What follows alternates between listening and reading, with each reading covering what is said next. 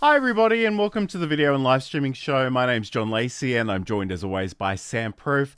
Some of you, including Saeed, may have noticed we had some technical issues getting started today, so we are starting a little bit late, so forgive us for that. But today we are answering your video and live streaming questions, so if there are anything other than how to start on time, let us know in the chat and let us know where you're watching from. We'd love to hear from you.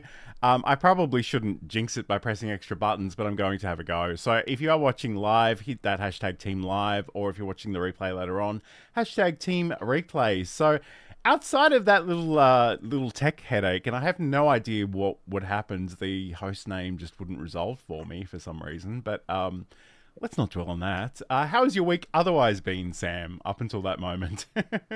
Um, yeah, no, it was decent. We started the week off great. We had a 3-day weekend. We took the girls to Universal Studios and did like Harry Potter World and like a bunch of the rides, and then we did the studio tour. Where you get on like a tram and go through the studios and the back lot and see all of the stuff, and they give you the sort of history of Universal, which is the oldest film production company in California or possibly the world. I don't remember what they said. They could probably say anything they want. You know, and then this Sunday coming up, we're gonna go over to Santa Monica to the pier for Pacific Palisades, which is a much smaller theme parky type experience on a boardwalk by the ocean for basically in honor of Amanda's birthday, which is coming up on the 5th. But we actually had these tickets that we won at last year's Kitten Rescue Furball that are about to expire. And we were like, oh, thankfully they survived the fire. We can use these and we gotta go. So, it's not like we're not really theme park people, but this like 2-week period, we're cramming it all in. So Sure. No, it's that sounds good. like a How lot you of doing? fun. I'm doing Yeah. okay, other than freaking out and all the colorful language that we used before trying to go live. Yep. I don't know, like if Mercury's in the microwave, as they like to say on TikTok, or what's going on, but it was very annoying and very frustrating. But anyway, all right. Yeah. So let's get into it. And if you do have questions, we have assembled a few questions from around the internet, so we will be answering those as we go. But that said, if you do have any questions, if you've got any comments, let us know in the chat. We'd love to hear from you. I think I'm going to start with the one that requires me to think a little bit, just so I can do this and get it out of my system a little bit and go from there. So what I'm going to do, I'm going Yeah. to go full screen. I'm going to press a magical button over here. And I want to talk to you about the Elgato Prompter, and I've done an entire video on this in the past, but the really cool new feature that I wanted to talk to you about is actually voice sync. So this, you'll see what this does in a second, but it's exactly what it sounds like. So what you need to do if you do have an Elgato Prompter and you're not seeing these options yet, make sure you do upgrade the software. You do need to make sure it's sort of actively running, which is something I don't think I needed to do prior to this update. So just keep that in mind if you are working with it. Before we even get there, I should say too, the content type over here. So we've got the display, we've got the text, and we've got the chat, which is technically in beta. It's only Twitch chat, so you can sort of monitor Twitch chat. So if you're a Twitch person, that's great. I'm not really that much of a Twitch person, so I don't use that very often at all. But essentially, if I were to click the display button, in this case, we'd have OBS Inception, so I won't do that today. But essentially, it's just another window, another monitor, if you like, that you can drag and drop any kind of application onto it and go from there. But if you do select the text option, we can actually create our own scripts. And essentially, you can sort of just go and add a new one. You can copy and paste the text in from somewhere else. You can write it natively in here. But once you've downloaded that update for the scrolling options, generally speaking, what would happen is you'd have constants and you can sort of go between those. But if I click on the voice sync option, it will sort of ask which version, which microphone you want to work with, and the Rodecaster Pro Stereo is probably great for me. The thing I will say is that I did need to move this reading position a little bit because, and in fact, you can see behind me where that is. So if you're finding that, the words aren't reaching you quite far enough, I would sort of drag this more to the right. And there's also an option to highlight the text. So Now, if and again, it's probably going to be super awkward for me to try to read this out in real time live on the stream, but let's give it a go because I really want to show you what this looks like because it is genuinely really cool. You no doubt hear a lot about the importance of consistency when it comes to content creation. And broadly speaking, and this is the part at which during the live demo, it doesn't move at all. So I'm going to just pause that.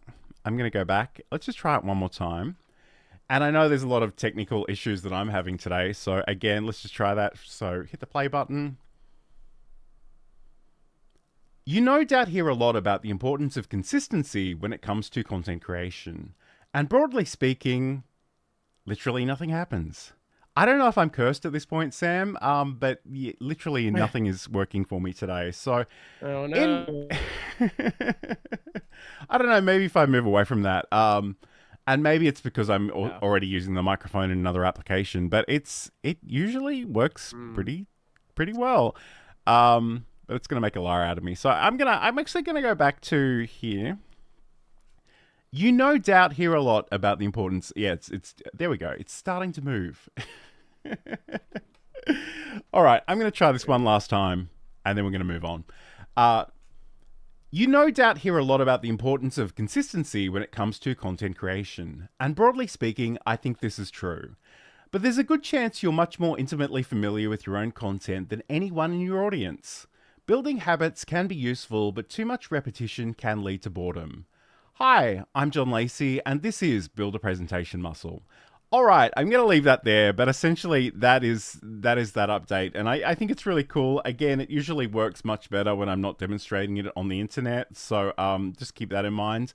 But I did want to show you that. So I know some people love teleprompters. I know some people hate them, and I guess for me, even if you're not going to be reading a script, it's a really great place of maintaining an eye level.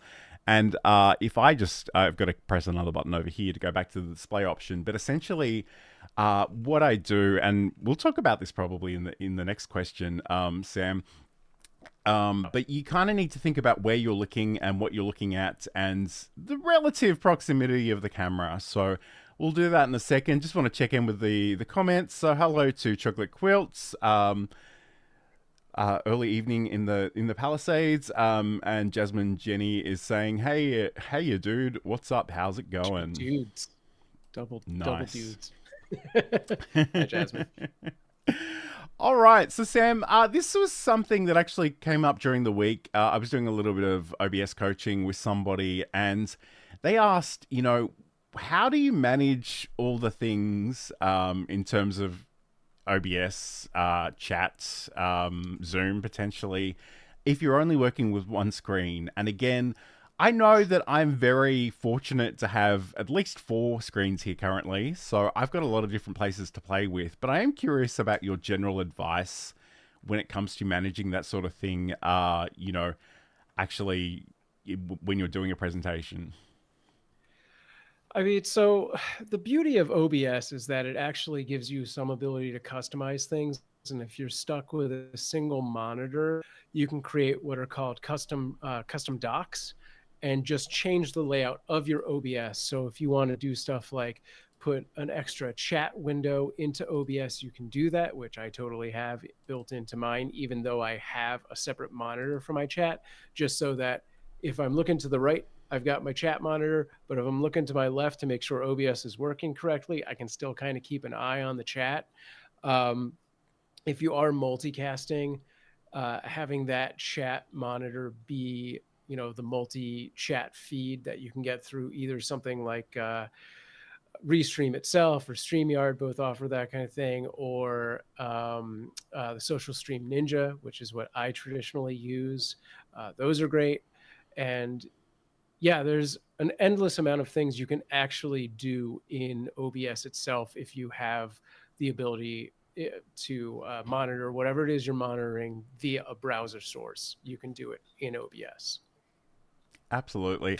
And I guess, I might just jump to the screen share again. So this is just a portable version of OBS I'm running in the background, just to demonstrate a few things. But the big thing that and this is what I do for this show, like I will literally right click and I will go to full screen projector, and I will actually assign that to the Elgato Prompter so I can sort of see what I'm doing up on the prompter. So essentially I'm mostly looking at the camera, which is behind that particular reflection.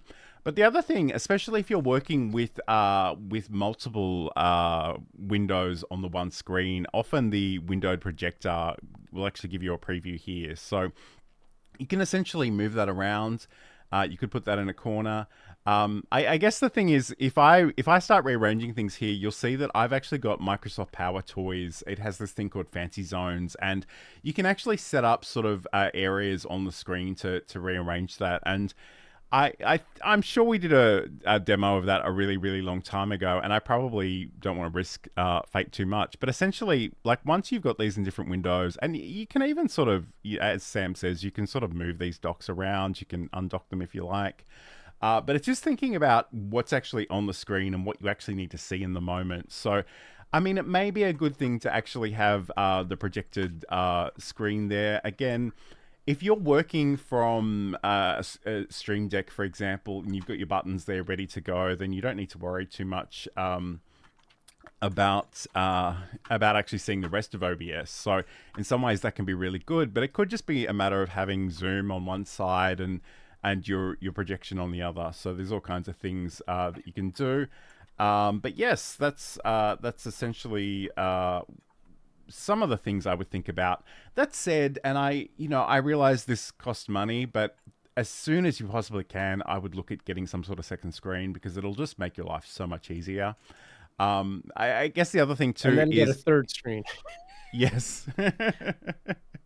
I mean, in some ways, and I guess the other thing too, we spoke about this before, but I know there's this big trend towards the really wide and sort of long and often curved monitors. Oh, the curved monitor. And they're great in some regards, but the great thing about having a separate screen is you can share that entire screen and you don't need to be too worried about what else is happening. Whereas, you do need to slice up one of those larger monitors in such a way and then potentially make sure you're sharing a window rather than the entire screen. So that's something that can be really useful.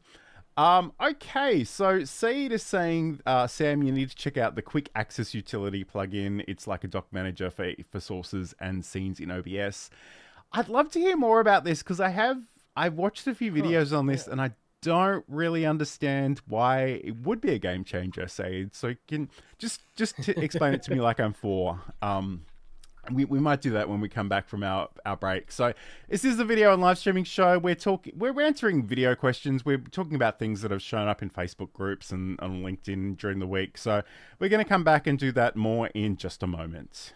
We are constantly training our cats every interaction that we have with them. Mm-hmm. So when Johan would get on my counter before, this is 10 years ago, before I was the cat expert that I am now, Johan would jump on the counter. What was the first thing I did? I'd say his name, Johan. Well, he loves that. That's a reward for him. He said, you just said my name. I would go over to him and I talk to him, be like, you can't be on the counter. Johan loves when I talk to him. Ding, that's another reward for Johan. I'd pick him up and put him on the ground, but I didn't want him to think I was mad at him. So when I'd pick him up very nicely and kiss him on the head and say, I love you, but you can't be here. I'd put him on the ground. I had just done 3 things that rewarded him for being on the counter. So I was encouraging him to continue doing that. And that's a promo for Sam's podcast, Just Kidding Around, which you can learn more about over at cuteavalanche.com. Saeed does note that if you have hundreds of nested scenes, you'll understand. I must admit, I don't like to work that way. I try to limit my nested scenes to maybe 3 or 4, but I realize some people are doing very elaborate things. Hello to CG, who's joining us as well. Thank you so much for being here today. So we're answering video and live streaming questions. If you've got any, throw them into the chat. I'm going to just quickly look at my notes here. So, Sam, you identified this one during the week. So someone wrote, I bought a camera. I've connected it to my PC via HDMI cable, but it's still not showing up in OBS. What could be the problem? Right. So first off, HDMI cables do not work that way. They're a one-way cable that goes from your computer to the camera to the computer. They don't. Well, now I'm confused myself. When I originally I read think this where you're question, going is that we need some sort of video capture device. Like yeah, the generally speaking, unless you've got a really spec'd up computer, the HDMI ports yeah. on your computer are probably monitor outputs. They're not Yes, inputs. it's a monitor. It's not going to take a camera in directly like that. So you do need something like the Elgato Cam Link, or there's just a world of capture cards out there now, and some really affordable ones can be found on Amazon for an unreasonable amount of like $30, something like that, that look exactly like the Cam Link. And from the reviews I've seen, as long as you're not trying to do 4K, they seem to do the job, especially if you're definitely doing 720. If you're doing 1080, there's some question on whether or not what they say is 1080 is actually 1080, but it's probably good enough if you just want to get going. But the Cam Link itself is maybe $100, which is strange because that thing has not changed in a decade, and it's same price it was a decade ago, basically. But yeah, there's a world of different capture cards that you can get. It is actually a really solid option, the Elgato Cam Link, and Yes. occasionally it might like glitch out for a second, but I've found it to work really really well. The only thing Yeah, is, I was going to say, I think the only times I've really had problems with it was really that the cable was getting old. But yeah, it does a good job. yeah, I think the only thing to keep in mind though is if you like it's really good for one camera to one computer. And it's Yes. kind of a thing about USB devices generally speaking. Like if you have more than one and they're named essentially the same thing, Windows especially can get quite confused by that. So, I mean, there are so many great options. I guess even the Neo version from Elgato, it's a little bit cheaper than usual, so that's probably worth checking out as well. So definitely think about that. So you just keep in mind that generally speaking, unless you know that your computer's definitely got a capture card, that any HDMI port, any display port is probably an output from your computer. The other things I would say though are, just make sure the camera isn't in use in any other program. And it's funny, I work with somebody and she routinely opens up her webcam before meetings just to check her lipstick. And then if she comes into the meeting without closing that window first, then she can't turn on a camera. So, sometimes you do need to be a little bit mindful of that as well. And if all else fails, just close everything down and just try again. So those are a couple of things to keep in mind. Again, I was coaching someone during the week, and I kind of convinced them, much to the chagrin of their business partner, to buy some lovely stuff, including the Cam Link and a Sony ZV-E10. And the thing about that camera is it does actually have a USB output mode, so you can kind of use it as a webcam. The only problem is it's lower resolution than the HDMI output. Sure. And also it has a really irritating way of working in the sense that you have to unplug the cable, turn it on, switch to a different mode, then plug the cable back in every single time. Oh, and it drove me wow. nuts. So yeah. Yeah, no, that's not fun. Not fun Okay. at all. So Saeed's got an interesting question here, Sam. I have a notebook I don't use, and I've been wondering if it would make sense to add it to my PC setup. Do you think there's any benefit to a 2 PC setup for non-gaming streams? Any thoughts? Yeah, I think at that point it's really just a personal choice. I assume you would be using it for presentations, and in my mind, having the presentation on that notebook seems like a logical move, because then you're sharing this one screen. You're not doing anything that's from the others, the streaming side of stuff. So it sounds like a really nice way to break things up to me. But yeah, I think ultimately at the end of the day, it's really just personal choice, and what you think about that. Like, what's easier for you. Trying to remember anything that I've done that would have acted that way better, but everything I've ever done has been a single, PC setup. I have at some point, for demo reasons, hooked up oh, my cat almost fell. Hooked up a laptop to the PC, but it was actually running through a capture card and just acting as a camera just to grab like one or two things. I don't even know what I used it for at this point. So yeah, I don't know if that helps at all.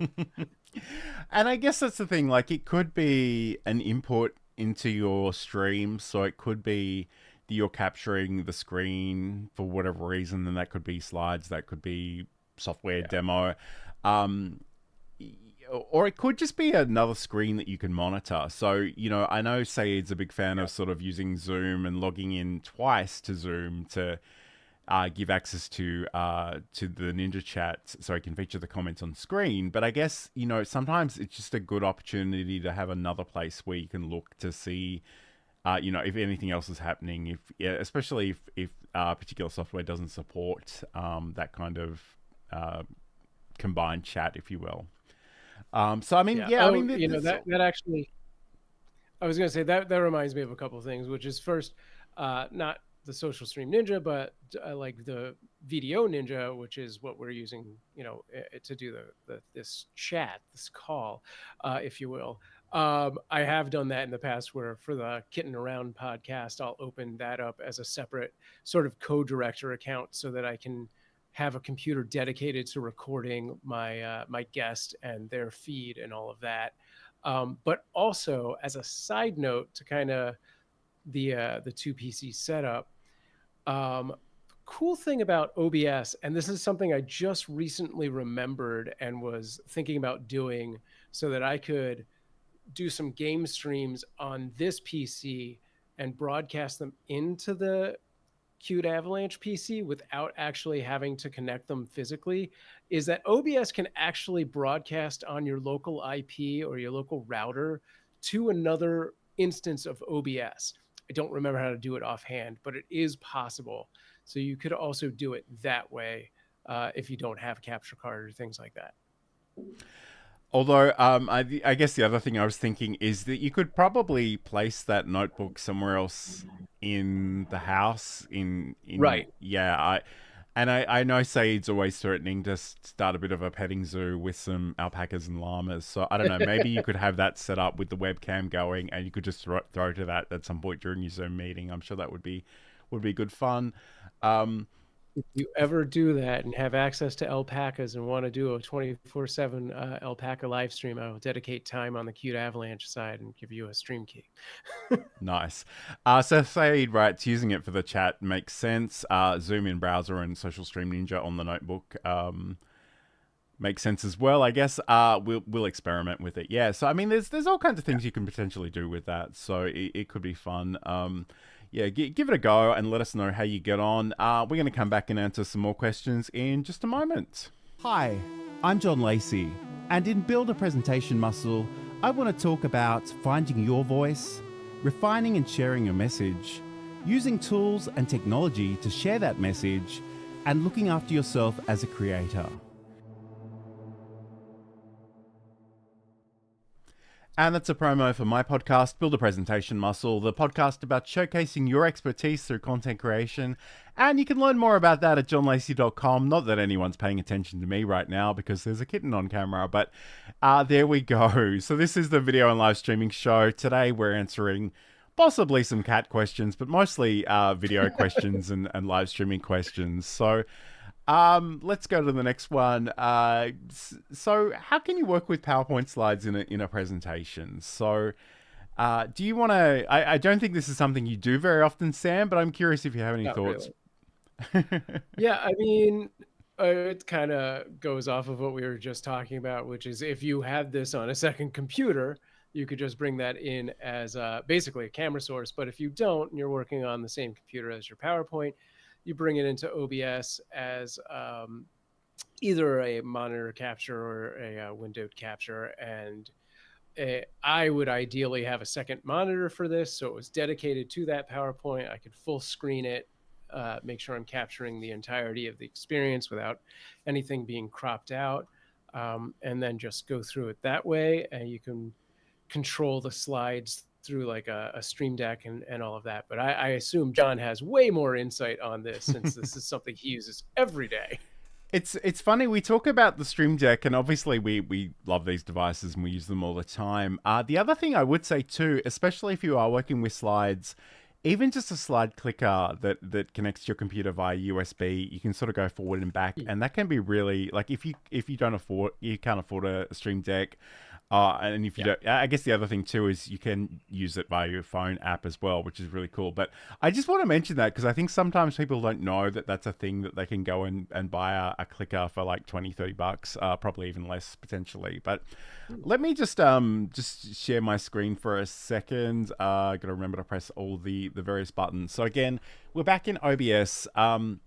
And I don't know that I've got a great example to demonstrate here, but I guess my favorite thing to do in terms of those PowerPoint slides is actually go in and just save them as images. Generally, I will go to File, Save As, select PNG as my file option. It'll ask you if you just want to save the one that you're currently on or all of them. If you select all of them, it will create a new folder and just shove them in there. And the great thing about that is that you kind of have an option then to either bring them in as separate scenes, and that can actually be really cool because, you know, you might have the text over here, you might put yourself in the corner over here. You can sort of rearrange where you are in each of those scenes, and maybe there are times you want to be on camera in front of your slide. Sometimes there are times you don't want to be on camera, you just want the slide to be there by itself. But of course, the other thing too is once you've exported those as PNGs, you can actually go in and add a new source and go to image slideshow. So again, these are the two options, image and image slideshow. So if you were going to do this sort of scene by scene, you can just bring it in as a separate image. If you want to bring it in as an image slideshow, you can do that as well. Give it a meaningful name, click OK. I'm not going to worry too much about the name for today. So the great thing about this slide mode, and I've done an entire video on this if you want to check it out on the Learn Live Streaming YouTube channel, but essentially we've got two modes here. We can automatically slide through things or we can go manual. And often if you've got promo banners, if you've got animated backgrounds, you can just have them doing the thing in the backgrounds, which can be really cool. But in this case, we'll probably go manual. We want to go from slide to slide when we're ready to go to the next slide. And essentially, when we come down here, we've got the ability to add our image files. And if I click on the plus sign, we've got the ability to add files or add an entire directory. And again, if you are saving from PowerPoint, it will actually give you that entire directory. So that can be really, really cool. I'm going to see if I can just think of some place where I've got something saved that might be meaningful. It's probably not here, but if we were to go back, so again, this is not really the thing I'm going to show you is not really a great example of this. Episodes, okay. I'm not even sure where I've saved those, but let's, you know, if we go in here, for example, all right, I should have had a better thing set up for this, but let's just go back to that LinkedIn folder, LinkedIn Live, wherever that was.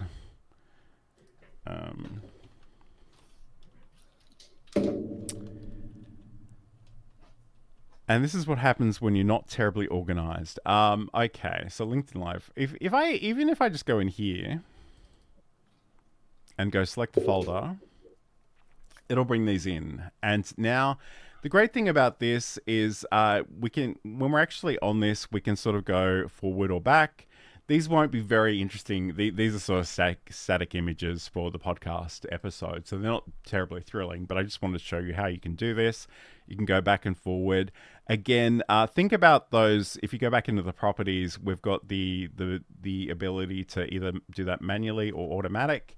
And the minute I do that automatic, and you'll see that sort of in the background, they start sort of moving around by themselves. Again, probably not a great use if you are actually doing a presentation, but again, we can turn that off as well.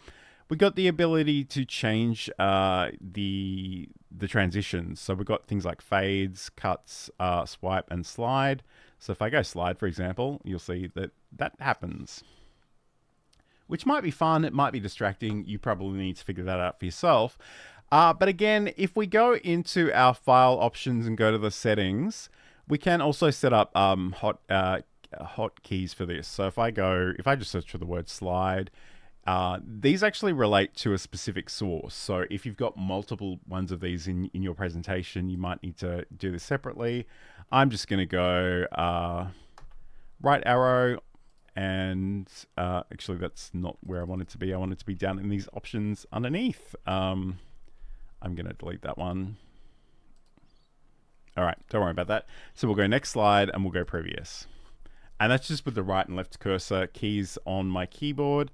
And now I can sort of click those. And again, you can just imagine you're just talking through and telling people how to work with that. But again, I know it takes a little bit more effort, but I really would advocate, especially if you've got a presentation that's like your personal keynote, that you're giving to lots of different people, actually spend some time, set up different scenes for these and get into the habit of practicing those. You can share those via the virtual camera, which I realize is behind me, but that's okay. So, you can give that in Zoom or Microsoft Teams or whatever as a presentation. You can also stream it and you can record it as well. So those are a couple of things to keep in mind. And I do think that's often a really overlooked sort of option when it comes to working with slides in OBS specifically. Obviously, different programs like StreamYard and Restream Studio will have their own sort of options built in, so you can use those as well. But I think it can be really fun to think about how you want to present those. And if you create a new scene collection for each presentation, you can go back to that really simply and give that to a new audience. And I think that's kind of the power of this. You spend a little bit more time building it up front, but once you've got it to go, it can be really, really impressive, and you can bring in lots of different OBS sources in there as well. Yeah, and I like the use of OBS to do a presentation through the slideshow, because it doesn't have to be a full screen thing. And if it is, you can put yourself in front of it using green screen or whatever, but also you can do, a half screen presentation or a quarter screen, which we actually use that functionality back at Mob Crush to do like a news-based, a tech news-based show. Yeah, or it would just be kind of like a little, graphic here, and as we went through the different segments, we would just switch it to a new thing. So almost like that news insert down there. Yeah. I guess the other thing too is you can actually insert blank GIFs into the list of files. So it could be segment 1, and then you press it again, and then you have nothing behind you, and then you just. And that can be really cool. I did that actually with the banners. So again, there is a video on the YouTube channel if you want to check that out. But it is a really cool feature, and I quite like that one quite a lot. Yeah. Those are fighting words, Saeed, but let's go there. You can use something like Canva. You can download everything as PNGs directly and integrate the slides just like you showed. Yeah. And to be honest, there's nothing wrong with Canva. It's not my favorite way of working, but I know lots of people do love it, and it's pretty straightforward. Quick and easy way to make a template. Yeah, absolutely. I guess, that's the other thing about OBS. And it's sort of true of other streaming options as well. But if you're working with something that supports transparency, whether you're creating overlays or whatever, it can be really, really powerful, because then you start working within layers, and you can have things potentially in front of you and behind you, and you can create a little bit of depth in that regard as well. So, all right, let's just go to another promo. We'll come back and we'll answer another question or two. Hey gang, if you need help running a live stream or optimizing your YouTube channel, get in touch with me. I can help you get set up with live streaming, operate your stream, strategize your YouTube channel, and so much more. Hit me up at samproof.tv, and I'll talk to you soon. And if you do need help with those live production services, definitely reach out to Sam. You can check out his website at samproof.tv. This is the video and live streaming show. Today we're answering video and live streaming questions, as we sometimes do. Sam, this is a really interesting one that you found as well. So what's the simplest and cheapest way to stream to YouTube and Facebook simultaneously using OBS? Yeah, sure. So, depending on what your internet is like, and as long as you have, I would say, at least 10 megabytes per second up, you can do it all through OBS. If your computer's got a strong enough CPU and GPU to handle it, you can just get the OBS plugin for multicasting, multi-streaming, and go that way. But if that seems to be too much, and you don't want to pay for a Restream or a StreamYard, I recently found a new multicasting site, which is called Beam, and it's actually beamstream.gg. It is a paid service, but they also have a sponsor that will offset the cost of the service. So if you opt into it, and I think this only happens on their side of the experience. So they are themselves a streaming platform. And when you go to stream, you select them as a destination, and your stream will be on their, on your page on their platform. And I believe that ad only shows on that page, which is probably an insignificant amount, right? Like, you're not going to have a lot of viewers there, whatever, if you're primarily going to YouTube and Facebook or whatever it is. So that is a relatively and potentially free option to do cloud multicasting. And they have a bunch of the traditional platforms built into it. So like Twitch and Facebook and YouTube, and you can do all of those. They have a few other ones. You can add custom RTMPs for no extra charge. So I think that's a great option if your computer cannot handle just multicasting everything from OBS directly. Nice. That said, like if you do want to try and do it from OBS directly, there are a few different OBS plugins for this, and in full disclosure, I haven't used this one yet. I'm kind of keen to check it out though, because this is actually from Atom. If you go to atom.tv for their website, the multi-stream for OBS Studio 30 Plus, essentially it gives you the ability to go out to those different platforms. Again, it is going to use your computer's resources. It is going to rely on your internet connection quite a bit. The thing that's really interesting is because Atom also make the vertical plugin, that it's got these options built in. So you've got the main canvas, and again, by default, this is sort of the horizontal one and the vertical one is vertical, but the reality is you can actually change the dimensions of those to whatever you like. Yes. So, it could even be two different horizontal canvases or two vertical canvases or a square, whatever. Anyway, that's sort of neither here nor there. This does give you a lot of different options, and in some ways that's kind of amazing, but I kind of worry a little bit that it might be overwhelming for beginners. But that said, I haven't really had a play with this one yet. I kind of, at the moment, we are still going through Restream, and outside of this morning's little headache, we do mostly like it. It usually works pretty well. So that's a way, although I am definitely paying for that, and I have sort of upgraded the account that I had for that one. There's all kinds of options out there, and I guess you've just got to find out what's going to work for you. But certainly give that a go. And probably try and test these out in a small way before you try and do a large event, just to make sure that they're going to work okay, that your internet connection is going to hold up. But yeah, I definitely would recommend checking that one out. Again, the multi-stream plugin from Atom is free. Yeah, I would say the testing is a great idea. YouTube, Facebook, and Twitch all offer ways to test your stream before going public to your wide audience. So you can totally do it through those to give a test.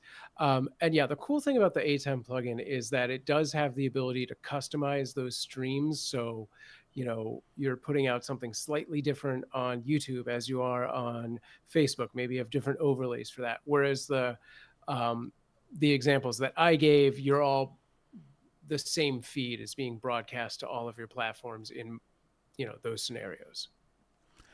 And I guess we live in a really interesting time these days where you can sort of go live on YouTube horizontally and vertically at the same time with the same content. So I'm never really sure how useful that is. I imagine different people have different preferences. It's funny, the Atom vertical plugin, which I alluded to, is something that I use. I always have it running, and even with this show, I sort of capture a vertical version of just me in there, and I find it's a really good place to start repurposing clips and making TikToks and Reels and YouTube Shorts. So I mean, there's that option as well. But I guess you just got to figure out what's going to work for you, and what I guess that's probably it. Like, what is your computer and your internet connection capable of? Right. And I think it's this perennial thing that I always struggle with, because if you do pay for a service like Restream, you can go out to all the places that account level lets you. But I kind of wonder if there's a lot of point to having these pockets of audiences in different places. Like, I always want you to come to YouTube, if I'm being honest. I always want to push you in that direction. Yeah. I would always tell people to make YouTube their first and foremost, unless for some reason they already have an existing community that is just massive somewhere else.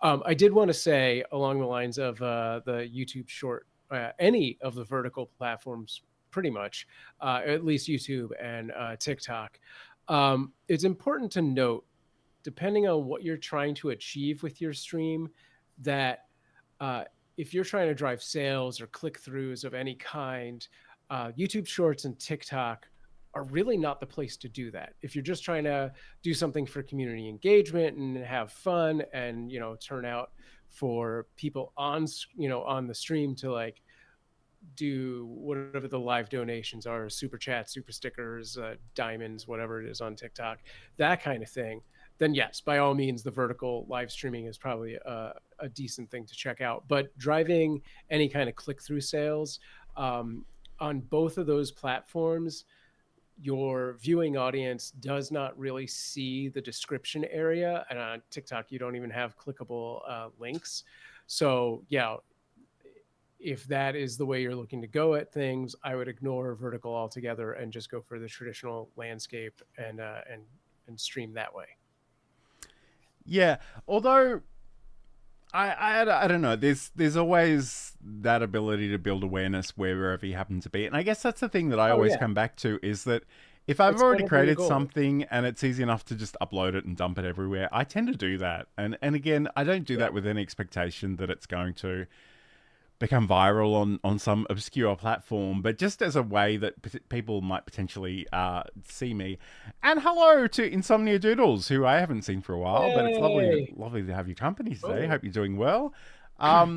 So I do want to... Insomnia, good to see you. Yes, absolutely. And I guess as we start to wrap up, I just want to talk briefly about bringing audio apps into OBS, because this is a question that keeps coming up in certain Facebook groups. So let me just talk about this for a second. So, and I think audio is a pretty complex thing in OBS, I would suggest, and it can be a little bit confusing. So what I kind of want to do is, if you imagine you've got some audio software that you'd like to bring into your stream, there's a couple of different ways that we can do this. And again, make sure you've got a modern version of OBS. But essentially, in our sources, we can go down and we can add a new source, and we get the application audio capture, which is technically in beta. But if I click on this one here, we can give it a name. I'm going to call it Analog Lab, because that's the software that I'm working with. It's already in use. I've probably already got it in use, so I'll just say Analog Lab 2. Again, doesn't really matter too much for our purposes. And from here, essentially all I want to do is actually find the window that I'm using, so I can click on that one and go OK. You'll see down here in the audio mixer, we do actually have this option here now. So if I press something on my MIDI keyboard, I realize the stream won't hear this, but just trust me and look at this visually. So I press that, you can see that volume is going up. If we go into the advanced audio properties and you click on the three little dots to get there, we can sort of adjust the different properties in here. So we can adjust the volume. We can potentially make this mono, but again, this relates to your overall streaming and recording settings. We can change the balance. So at the moment it's central, but you could pan it more left or more right.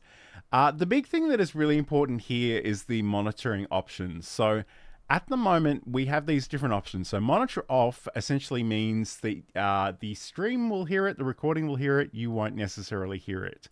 And especially for audio software, that's really, really good, because, in this, and I realize I haven't shown you what this program is, and I'll show you what it is in a second, but essentially, if I were to hear the audio come from the app and then the audio come from OBS again, it's going to be this really irritating reverb delay type of thing. So we don't really want that one.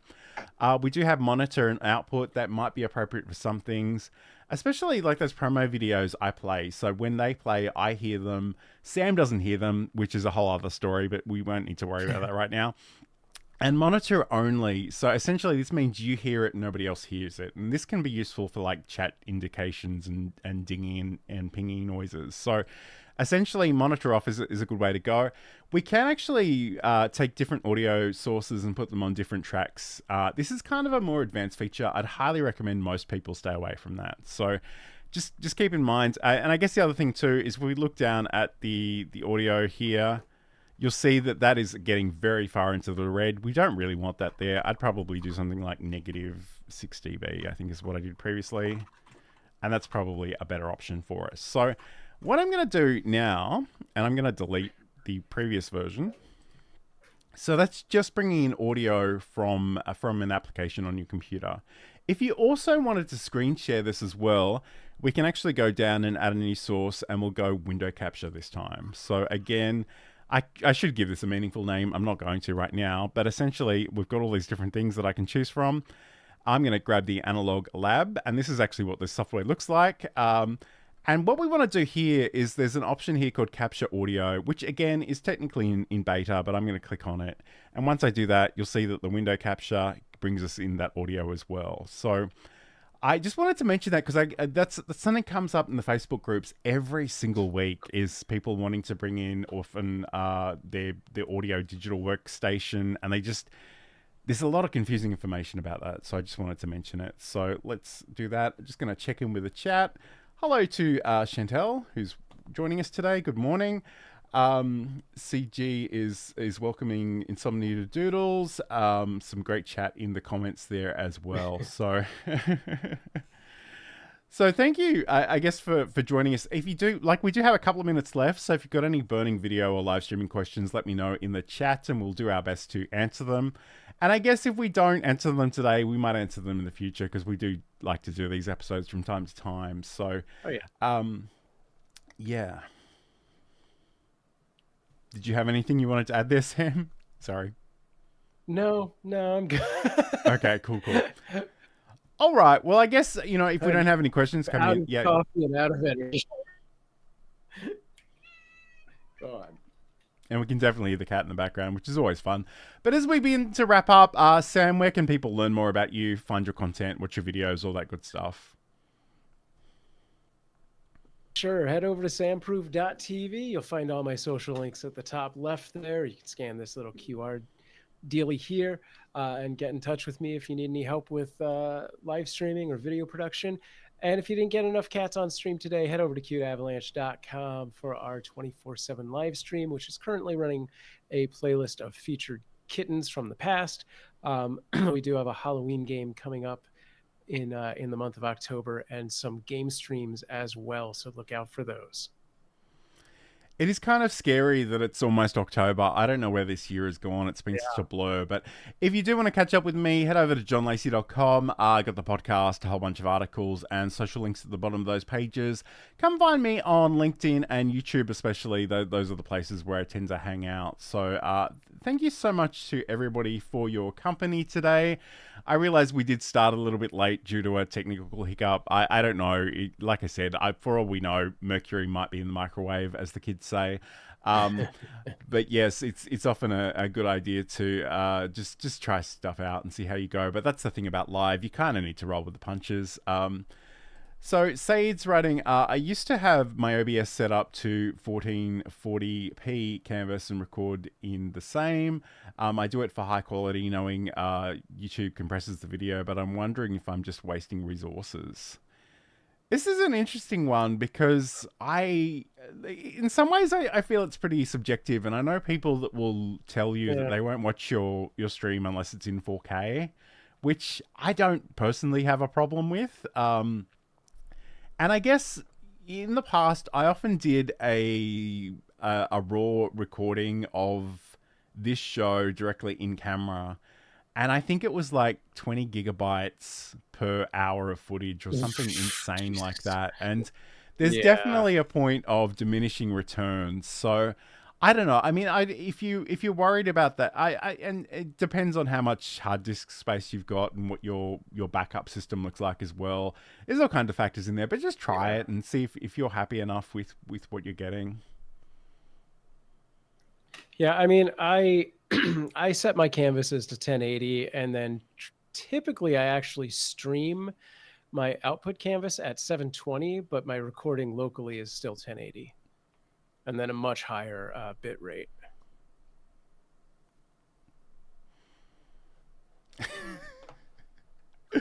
And Insomnia Doodles writes, I refuse to watch any streams unless I can visibly see all of their pores. Yeah, it's funny. That was honestly my reaction when somebody suggested getting a really good quality camera. I'm like, yeah, no, I just want to smear Vaseline all over the lens. Like anything that that blurs the footage would be better than nothing. But anyway. Right. All right. Hello, Stefan, who's joining us as well. Great to have your company today. We are kind of wrapping up now. We did start a little bit late today due to some technical issues. But again, thank you so much for your company today. Don't forget to, let me see if this button works. Don't forget to like and subscribe wherever you happen to be watching this. And we are potentially going out to all of the places. So whatever that looks like on the platform you're watching on would be wonderful. But essentially, join us next week. Let us know if there are particular things you'd like us to cover in future shows. We'd love to hear from you. But until then, have a great week, have a great weekend, and we will talk to you again very, very soon.